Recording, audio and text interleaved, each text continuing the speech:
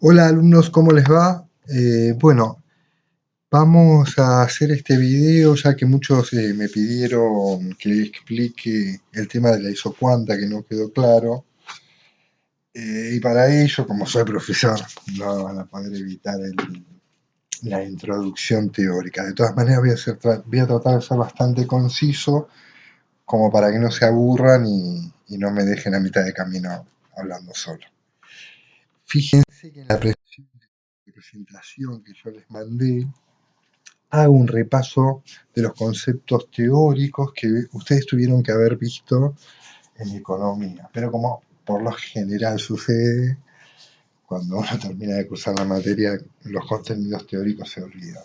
Así que por eso el repaso, como para ahora lo que vamos a hacer es plasmar nuestra idea en la visión de un técnico, como van a ser ustedes profesionales, que tenga que tomar la decisión dentro de una empresa agropecuaria.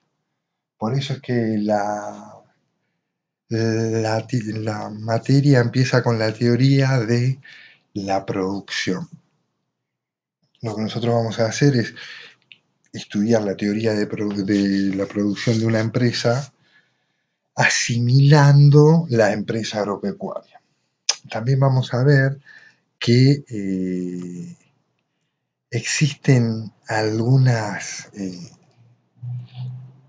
características particulares que se tienen en cuenta de la empresa agropecuaria que justamente nosotros tenemos en cuenta, pero de todas maneras podemos utilizar la teoría y ajustarla.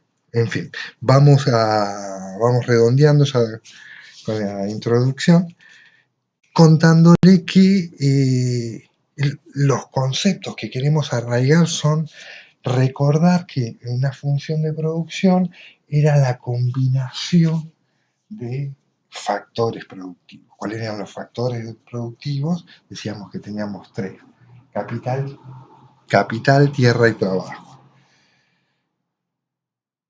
Que dependiendo de la empresa va a ser las dotaciones que tenemos. Nosotros pensemos que trabajamos en competencia perfecta y que somos eficientes además, como nos muestra en la presentación ahí abajo, las aclaraciones que hace justamente es esa. Tener en cuenta que planteamos una teoría de economía clásica, trabajamos en competencia perfecta, pensamos en la maximización de los beneficios sujeto a los costos y por lo tanto también tenemos en cuenta que lo que buscamos es maximizar la productividad. Es por eso que tenemos que pensar en la función de producción y cuáles son esos indicadores que me van a plantear esas medidas. Para poder ver eso, tenemos que tener en cuenta que en la economía lo que se hace, tener en cuenta dos tipos de análisis. Uno de corto plazo, donde yo supongo que las dotaciones iniciales están dadas y no las puedo modificar, y uno de largo plazo que lo que me permite es pensar que todo puede variar, entonces puedo ajustar tanto el capital como la cantidad de recursos que necesiten para llevar una producción mayor a gran escala. ¿Se entiende la diferencia en el corto plazo con lo que tenemos que podemos producir? En el largo plazo podemos hacer una planificación mejor. ¿Cómo hacemos esto en economía para calcularlo? En el corto plazo lo que pensamos es que hay un factor que es fijo, ¿está bien? Como dice acá, un factor es fijo. Y recordemos que la función de producción era capital y trabajo, por lo tanto, el capital lo voy a tener fijo y lo que va a variar es la mano de obra. Y de esto se desprenden dos conceptos fundamentales. En el corto plazo, al tener el capital fijo, la incorporación de la mano de obra hace que el capital se vaya agotando. Como un concepto, un ejemplo básico fácil para entender, es el de una cocina, y si yo tengo un trabajador va a poder hacer 10 panes trabajando en forma cómoda, Ahora, si yo agrego otro trabajador, quizás hagan 20 panes y trabajan bien. Si se distribuyen bien los espacios, trabajan bien. Al incorporar un tercer trabajador, ¿qué va a pasar? Que ya la cocina les queda chico, entonces ya nos vamos golpeando. De todas maneras, pueden hacer 35 panes, es decir, mayor cantidad que la que venían haciendo, pero si nos pensamos en proporción, aumenta menos que proporcional. Eso lo vamos a ver qué quiere decir eso. Y si ya agrego un cuarto trabajador, lo que nos va a pasar es que estamos incómodos, entonces no va a aportar mucho más, es decir, nos va a generar más costos tenerlo en la empresa. Bueno, este tipo de cosas son las que nosotros vamos a aprender a analizar a partir de estas dos medidas. Cuando yo pienso en el corto plazo, lo que mido es la productividad de la fuerza de trabajo, que no es nada más y nada menos que el producto medio. Se calcula de la siguiente manera. La producción total de la empresa divide a la cantidad de trabajadores que tengo. Entonces, ¿qué me dice? Es que si yo produje 10 pan teniendo un solo trabajador, la cantidad de producción que me incorpora la masa laboral es de 10. Cuando yo hice 20 panes, la productividad media también era de 10 porque es 20 dividido 2. Fíjense que cuando tenía 3 trabajadores hice 35. Ahora 35 dividido 3 me da menos de 20. Me da 17 y monedas. Bueno, en fin, no importa el número. Lo que quiero expresar es eso. La productividad lo que me mide es cuánto me incorpora por trabajador la cantidad de producto. Y es una medida importantísima cuando se toman decisiones de incorporar trabajo. Y después tenemos la productividad marginal, que a diferencia de la productividad media, lo que vemos es que cuánta es la cantidad de producción me incrementa cuando incorporo un trabajador más. A diferencia del otro, que calculaba un producto medio, un promedio de lo que hacen los trabajadores, acá lo que calculo es cuánto se incrementa la producción total al tener un trabajador más. Ahora con los números lo vamos a ver más claro, pero antes quiero hacer un breve paréntesis que recordemos que el capital era fijo, por lo tanto el concepto que aparece acá es la ley de rendimientos decrecientes. ¿Por qué? Porque a medida que incorporo trabajador, el capital me rinde menos, se va agotando la capacidad productiva. Por eso tenemos el principio de ley de rendimiento decreciente. Que a medida que voy incorporando unidades de factores variables, la contribución del factor fijo va a ir disminuyendo. Lo podemos ver en los números. El factor fijo es capital, que decimos que tenemos 10 unidades de helado, de máquinas de helado. Por lo tanto, si tenemos 0 producción, por Otto para Marx, vamos a tener 0 unidades de trabajo por Otto para Marx porque tenemos 0 producción. La unidad fundamental, según Marx, es el trabajador. Y acá dice, si no hay trabajador, no hay producción. Pero más allá de eso, nosotros lo que vemos acá es que cuando incorporamos un trabajador, la producción pasa a ser de 10. Entonces el producto medio, como decíamos recién, es de 10 dividido 1, que es la producción total por la cantidad de trabajadores. Al pasar a 2, la cantidad de producción es 30. Entonces, ¿qué va a ser? 30 dividido 2, que nos da 15. Y ahora analicemos el producto marginal. El producto marginal lo que nos va a decir es que al pasar de 0 a 1 es 10 porque antes no tenía nada, entonces se incrementó en 10 unidades al incrementar en una unidad el factor variable. Si yo paso de 1 a 2, la producción pasó de 10 a 30. ¿Cuánto se incrementó? En 20. Eso es lo que me está mostrando. Fíjense que cuando paso de 2 a 3, se pasa de 30 a 60. Incorporar un trabajador más me incrementó la producción total en 30. Entonces, ¿qué mide el producto marginal? Es cuánto me incorpora a mí o cuánto varía la producción total cuando me varía en una unidad el trabajo. Lo importante de todo esto en la toma de decisión como profesional o técnico de una empresa agropecuaria es hasta qué punto yo tendría que trabajar. ¿Hasta cuándo incorporo personas? Bueno, veamos que esto me lo va a decir las gráficas del producto marginal y esta es la del producto medio. Entonces dice que cuando el producto medio corta el producto marginal, ese es mi óptimo de producción, que es cuando vemos en la función de producción cuando vuelve a tener el nuevo punto de inflexión. A partir de acá comienza a crecer en forma decreciente, es decir, que si yo sigo incorporando trabajador, me incorpora capital, pero no con tanto margen como en este tramo. Entonces, lo que podemos ver es que la función de producción se divide en 3 tramos. El tramo inicial, donde a mí me conviene ir incorporando trabajadores. El tramo 2, que es a partir del primer punto de inflexión. ¿Qué quiere decir el punto de inflexión? Acá modifica la curva, pasa de creciente a decreciente. Entonces, en este punto, fíjense que es el máximo del producto marginal. Esto es la mayor cantidad que incorporó producción un trabajador.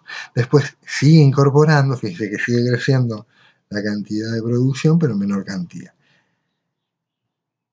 Lo que me dice en este tramo, yo tengo que seguir incorporando trabajador hasta el punto C, que es el cierre. Este es el óptimo.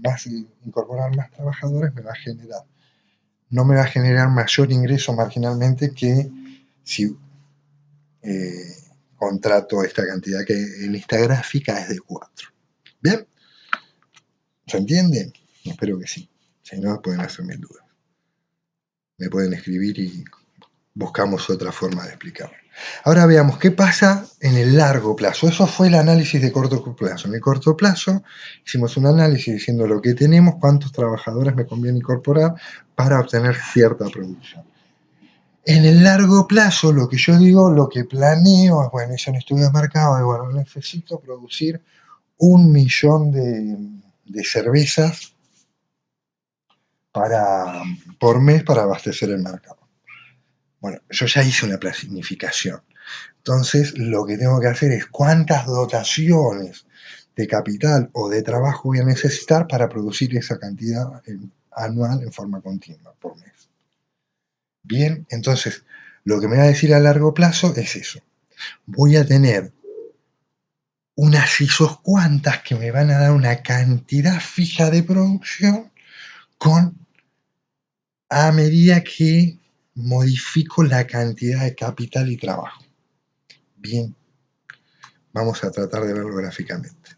Fíjense en este modelo. Nosotros decimos que yo quiero producir 75 kilos de helados por mes, para seguir con la idea de helado. Bueno, ¿cómo puedo hacer 75 kilos de helado? Bueno, teniendo 5 máquinas de helado y un chabón trabajando, o teniendo 3 máquinas de helado y 2 personas trabajando. O comprar 2 máquinas y contratar 3 personas, o por último, los casos serían una sola máquina y 5 empleados. Bien, entonces, ¿qué es lo que nos plantea esta idea? Es, si yo dije que necesito producir 75 kilos de helados mensualmente, ¿cómo lo puedo hacer? La isocuanta lo que me va a representar es las combinaciones de capital y trabajo que me aseguran la producción de 75 kilos. En la gráfica lo vemos como este punto, el lado del medio. Para obtener 75 kilos de helado, mis combinaciones posibles son tantas. Entonces, la pregunta y la duda de qué es lo que me representan las isocuantas son justamente eso.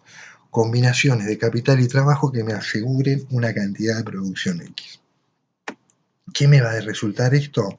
Bueno, antes veamos que lo que nosotros tenemos en cuenta es la relación marginal de sustitución técnica, que lo que me va a decir es cuánto me varía en proporción el capital, cuánto me varía la unidad de trabajo. Es decir, fíjense que si yo digo, para mantener una unidad, una producción de 55 kilos de helado, necesito 3 trabajadores y una unidad de capital, o un trabajador y 3 unidades. Entonces varía proporcionalmente. Veamos que 3-1, 1-3. Tienen una proporción. O es una de capital y 3 de trabajadores, o 3 de capital y una de trabajo. Bueno, vamos a ver cuáles son estos tipos de combinaciones y qué nos representan. Y última aclaración antes de pasar a eso, veamos que la forma convexa nos muestra que la productividad de los factores es limitada. Entonces, ¿qué quiere decir que la productividad de los factores es limitada? Que si yo tengo una máquina de helado, puedo hacerla producir X cantidad de tiempo, porque o puede producir X cantidad de producto. O que el trabajador solamente puede trabajar 8 horas, ¿entiendes? Eso es lo que quiere decir que la productividad es limitada. Porque puedes hacerle trabajar 10 horas, pero ya el trabajador está más cansado. Bueno, por eso es que tiene esa forma. Veamos cómo pueden sustituirse los factores de producción. Acá lo que nos muestra son dos tipos de forma. Una que es perfectamente sustitutos, que quiere decir 1 a 1. Entonces, si yo necesito 1 de capital o 1 de trabajador. Bien. 2 máquinas o 2 trabajadores, eso es lo que me va mostrando. Perfectamente sustituto. Si no, acá es como un complementario. Necesito 1 de capital y 1 de trabajo, o 2 de capital y 2 de trabajadores. ¿Qué es esta forma?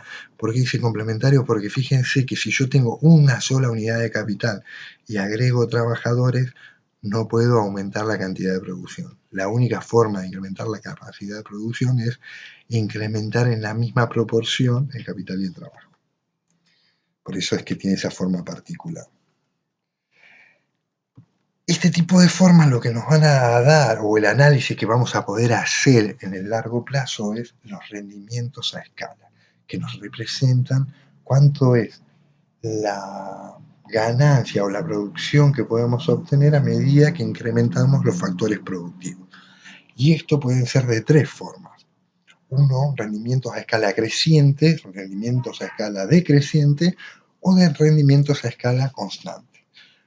Los rendimientos a escala creciente dice que cuando la producción aumenta, más que proporcional que el aumento de los factores. Dicho de otra forma, es si yo incorporo una unidad de capital y una de trabajo, la producción me va a aumentar más que el doble. Si yo estaba produciendo 100 con uno de trabajo y uno de capital, al incorporar 2 de capital y 2 de trabajo, voy a producir 300, más que el doble. Constante quiere decir que va a aumentar en la misma proporción, y decreciente lo que nos va a plantear es que va a aumentar menos que proporcional. Al duplicar la unidad de factores va a incrementarse la producción, pero menos que el doble. Estas son las formas que podemos verlo gráficamente. Si yo tenía 5 unidades de trabajo y 2 trabajadores, al duplicar la cantidad de trabajo, de capital y de trabajadores, se creció, podríamos decir que el doble, sí, el doble, porque estábamos en 10 y pasé a 20, se duplicó la cantidad. Cuando duplico acá, pasa de 20 a 30, aumenta en 10, menos que proporcionalmente. Y vean acá que si yo duplico, aumenta menos que el doble. Entonces, es una forma de ver cómo gráficamente se pueden ver los rendimientos de largo plazo.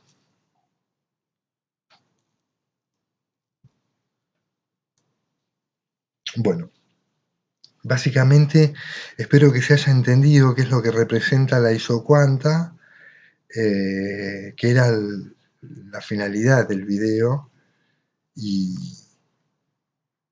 en el caso de que quieran que especifique algo o que repita algo, no tengo ningún problema, chicos, pero la finalidad era esa, hacer un repaso teórico y acompañarlos de otra manera en la guía de aprendizaje. Acepto todo tipo de críticas para ver cómo mejorar este video. Y no me muestro la cara porque soy muy feo, chicos.